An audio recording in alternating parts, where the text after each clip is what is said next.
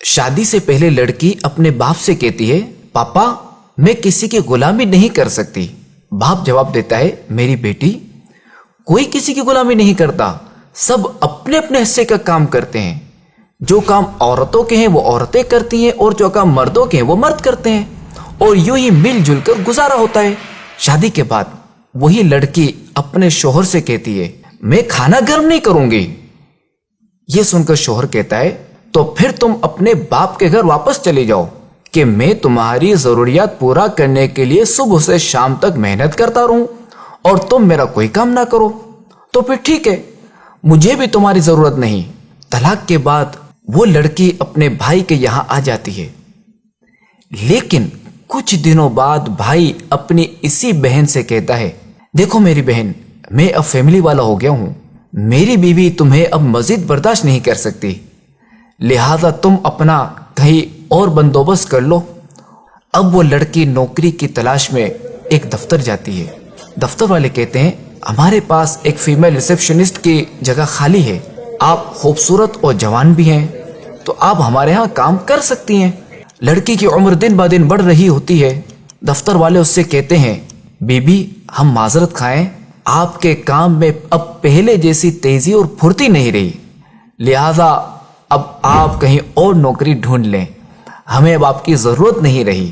یہاں تک کہ وہ بوڑھی ہو جاتی ہے، اب ایک نئی جگہ جاتی ہے جہاں اسے کہا جاتا ہے محترمہ اب تو آپ کی اتنی عمر ہو گئی ہے کہ اب آپ کو نوکری میں کیا دوں، آپ کو تو آرام سے اپنے بچوں کی کمائی کھانی چاہیے۔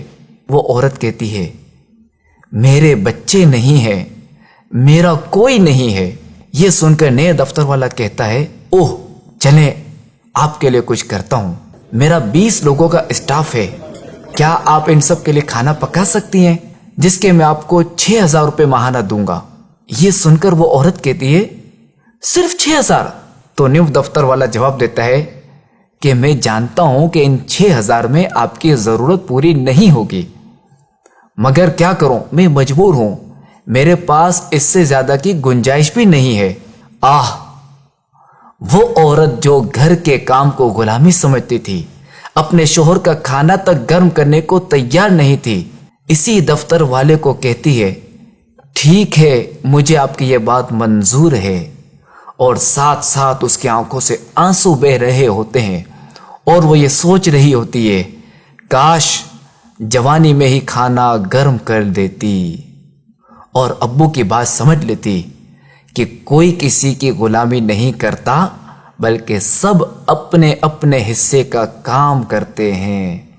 مشہور کہاوت ہے نا کہ میاں بیوی گاڑی کے 2 پہیے کی طرح ہوتے ہیں، اگر ایک پہیا خراب ہو جائے تو گاڑی کا چلنا ممکن نہیں رہتا۔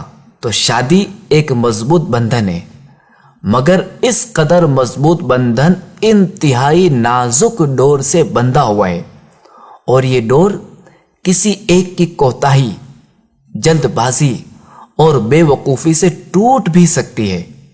لہذا اس رشتے کو پروان چڑھانے کے لیے اعتماد، سچائی اور دیانتداری بہت ہی ضروری ہے۔